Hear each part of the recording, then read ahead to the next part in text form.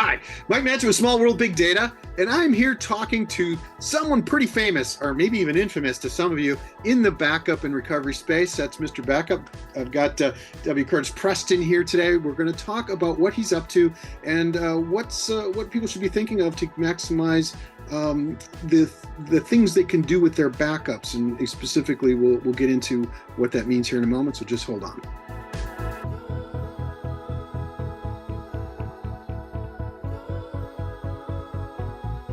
Hey, welcome, Curtis. Welcome back to the show. Anytime. So you've now gotten involved in something new here. That's, I mean, you're still doing backup. You're still doing a lot of podcasts of your own. But what is the new thing that you've gotten involved in?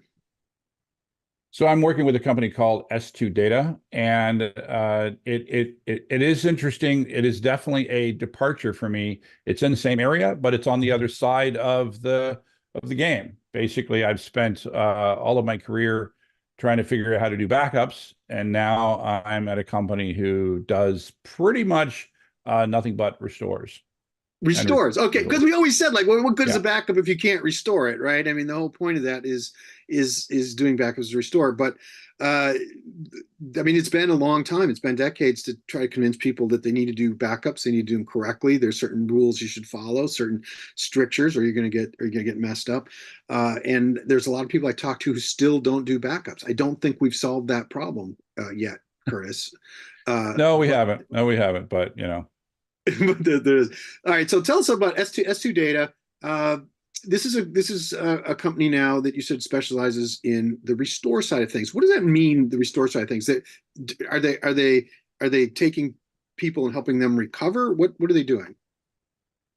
So, you know, we talk about there are two reasons that people pull data off of their backup systems. One is a restore, a typical, I want to bring this server back to the way it looked yesterday. And that's not generally when they bring in S2 Data. Usually it's actually what we call a retrieval, which is very similar to a restore. You're pulling data out of the system, but you're doing it for a very different purpose. The number one reason that you're typically doing it is for an e-discovery request, an electronic discovery request, meaning that you've probably been sued or you've been accused of something by a government entity, and then you're asked to pull all of the data off of your backup or archive system and supply it to the other side, basically. So this is really necessary evil to some people's view, that they've been tasked with e-discovery for some reason. So the lawyers get into court and they say, you need to give us all your emails from this person or all the emails on this topic.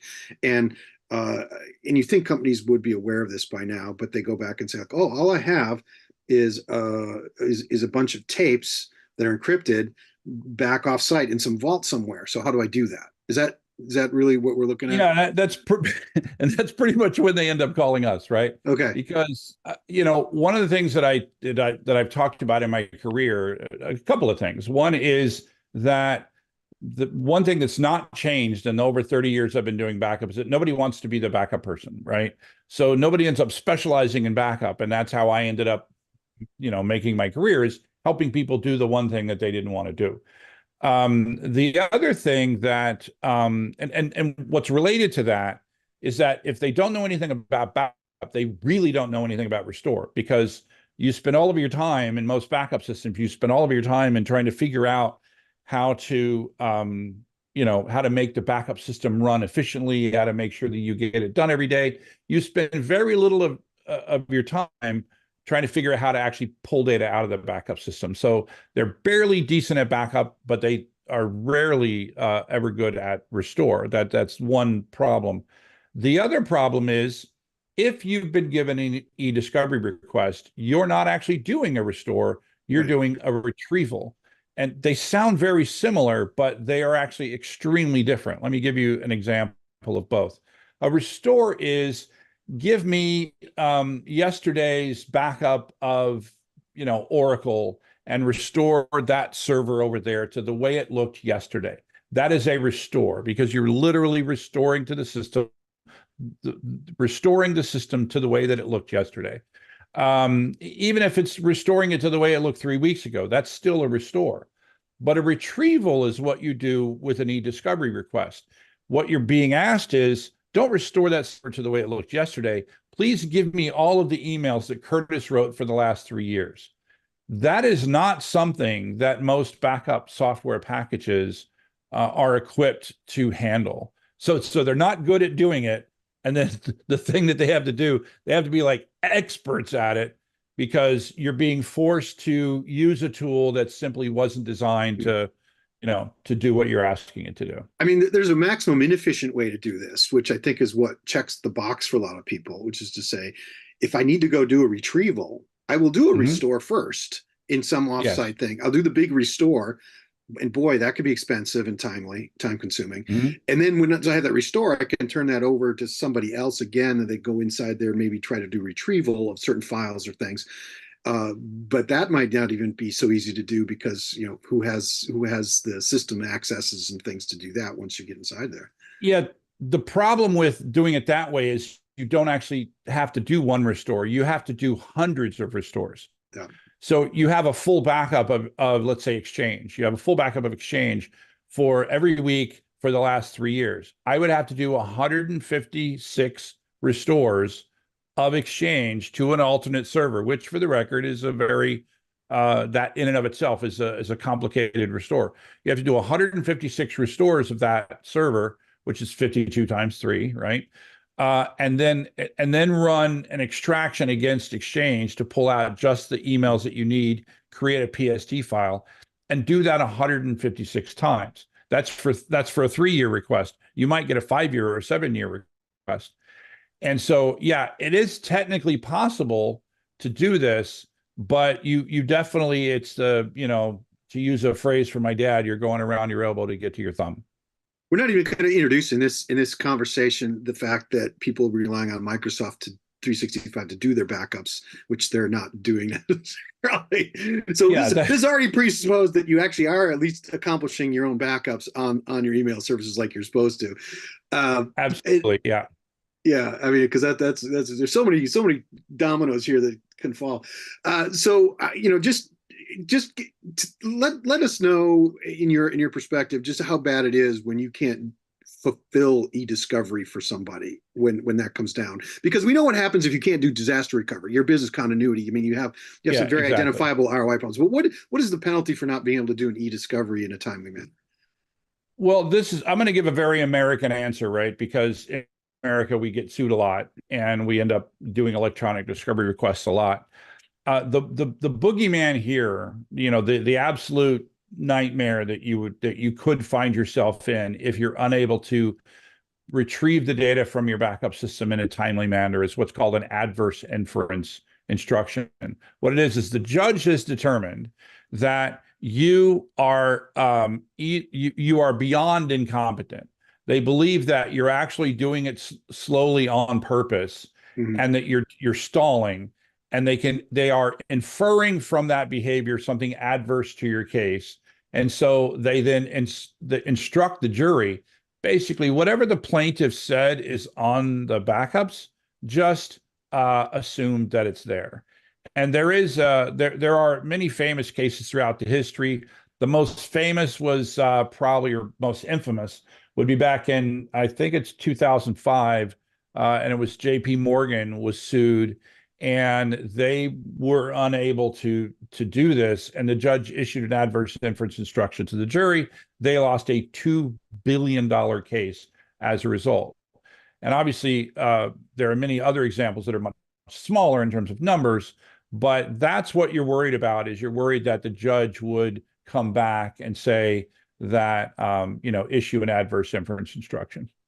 I mean, here, I talk to a lot of people, and a lot of technologies evolving to deal with more of the ransomware, cybersecurity threats, and the bigger things, and probably a lot more common and a lot more expensive is this idea of not being able to meet your e-discovery requirements, and just because every company has that requirement to have so many years of their email backed up. Yeah, what you want to be able to do is you want to be able to confidently to first off do it in a timely manner. That really matters, right? Do it in a timely manner and in a legally defensible manner. You want to be able to confidently legally state, here is everything you asked for, and we can assure you that we followed this process that is well documented and well tested, and we can attest that everything that you asked us for every email that Curtis wrote. And we can also tell you that what we've given you is literally every email that he wrote for the last 3 years, right? That was on the tapes. And so you want to be able to legally defensibly say something like that, that there are no other smoking gun emails that are sitting in the backup system that we weren't able to discover because we didn't know what we were doing. And that's basically what we help companies do, is to be able to quickly, inexpensively, and defensively make that statement. All right, so let's walk through a scenario. If I'm at a mid-sized company and I'm using a standard backup product and one of a half dozen that are out there that well known, and I'm doing my backups faithfully, and I'm sending disks to the cloud, volumes to the cloud, or I'm sending tapes to an offsite thing, and then I get an e-discovery request, and I realize, oh, I don't have an online archive or something that's specifically for e-discovery. I didn't check those boxes. I was relying on my backups. So I say, okay, I'll give S2 Data a call. Walk me through how that works. What's that scenario look like? Yeah, so obviously we first start a contract process with you to make sure that there's obviously a mutual NDA situation going on, because you're handing us your corporate data, and so we assure you that we're using properly bonded people that are going to do the right thing with your data. Because what you're going to do is you're going to give us direct access to those backups. And then what we do is we have technology that we've developed over the years that, instead of using Net Backup Network or TSM, ArcServe, Commvault, we actually have software that reads directly from your backup tapes and then is able to do in one pass, extracting that data and then storing it in a fashion that is able to be read, such as, for example, a PST file that you can then give to either some additional discovery software or directly to the plaintiff that's suing you. All right, so you can actually take the backups that someone has done with some faithfulness and fidelity, and do the extraction to get that archive of e-discovery, whatever's necessary out of it, as a service. Correct. We can do it. We can do it with or without the catalog that they have. If they have access to the catalog, we can do it quicker. If they don't have access to the catalog, we can actually just look at the tapes and scan them directly, basically figuring out what's on the backup tapes blindly. The only thing we would need is if you used hardware encryption to encrypt those tapes. We obviously need the encryption key to be able to tell the tape drive how to decrypt the software. You don't have quantum computers yet to solve that part. Do not have quantum computers to solve that yet. So yeah, and I think a lot of people are encrypting things these days, so it's important to keep track of your keys as well. Let's write that one down on there. Let me ask you this: Do you then have relationships with people over like a service, or is this something that come to you when they really need it? Do you have 24-hour hotline? What happens there? So yes to all of those things. Generally speaking, everything that we're doing is as a service. We're not selling an encryption box or a scanning box. Everything we're doing is as a service, and that service includes other things that we haven't really talked about, which includes things like forensic discovery. We can do forensic, reading of laptops and other devices, phones, and even to the point of cracking passwords on phones to encrypt, to do a forensic image of that phone. And so anything that you can think that might have data that you're trying to capture for forensic case, we have that. We also work directly with, if let's say you talked about 365. 365 and Google Workspace both have an archive feature built into it. But again, just like backups, archive and e-discovery is something that most people don't do on a very regular basis. They paid for the feature, but they don't know how to use it. And so they'll come to us and they'll say, hey, we have an e-discovery request against the last 5 years of our 365 backups, and we will we can help them do that, right? But the service that sort of helped build the company is the real, like, the one thing we do that very few other people know how to do is that we can read directly from those backup tapes without needing the backup software itself to do the restore. So, which is good because the backup software wasn't designed to do what we're doing. And so we have figured out how to do what we're doing in a much more streamlined process to get the data to you quicker, way easier than you could do it yourself, or even someone who's just a really good expert in recovering data from pick your favorite backup product. I mean, that's a great business card to have in your back pocket if you're in a company in charge of responding legally to challenges and things. It's like I'd want your business card there. Just says that right on my bulletin board. give these guys a call. Yeah, and to go back to, I actually realized there's part of your question I didn't really answer, and that is we do have ongoing relationships with legal firms and also companies. Basically, we do have a lot of first-time customers where they find us after they've been sued. But if you're the kind of company that gets sued on a regular basis, obviously we can have an ongoing relationship with you to simplify the process every time you get an e-discovery request. Every time. Yeah, that's great. If someone wanted to find out a little bit more about that, Curtis, if someone wanted to figure out how to work with you, maybe learn what that process is, or just happens to be facing an e-discovery request right now, what would you point them at? The easiest thing is to just go to s2data.com. That's s2data.com. All right, and all the information is there. Anything else? What would you leave? What do you want key takeaway? Would you want to leave people with today? What would be the thought that they should walk away from this with?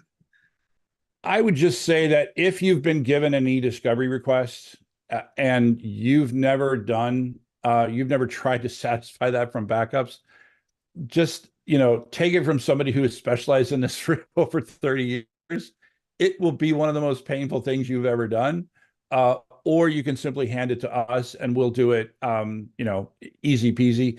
By the way, we actually have a web page just for this. If you go to s2data.com/e-discovery, very quickly you can download a white paper that will tell you all about just that particular service. All right, there you go. Thank you for explaining what you've been up to. I look forward to finding out what the next 30 years bring here in data protection. S2Data, s2data.com, folks. Take a look at that. Thanks again, Curtis, for being here. Anytime. Take care.